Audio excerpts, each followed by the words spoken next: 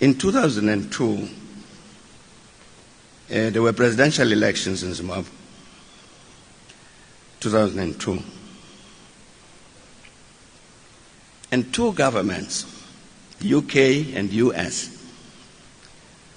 were particularly interested that President Mugabe should not run, should no longer serve as president of Zimbabwe.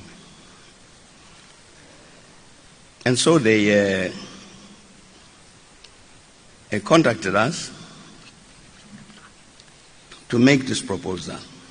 A way must be found to make sure that he doesn't run. If not, if he runs, then he must only be in power for 6 months and then must resign.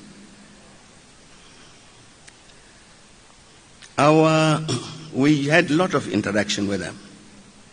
At that time, the Minister of Intelligence here was Lindisi Sulu. And she was the one who was doing the running up and down, talking to these people. In the end, they even proposed, this is a British government under Tony Blair, that they were ready to use force to remove President Mugabe.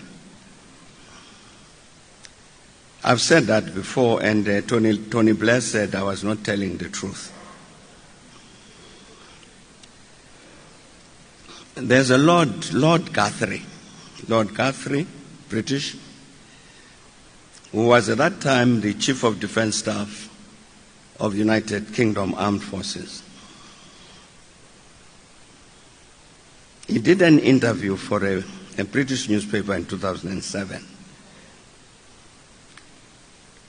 And among other things, he said, astonishingly, the subjects discussed with Prime Minister Tony Blair included invading Zimbabwe.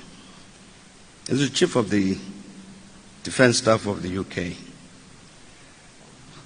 And he says, people were always trying to get me, Guthrie, to look at that. But my advice was, hold hard, you'll make it worse. And Blair himself said elsewhere that the reason he could not get rid of Mugabe, which he would have loved to, was because it wasn't practical, since the surrounding African countries maintained a lingering support for him and would have opposed any action strenuously.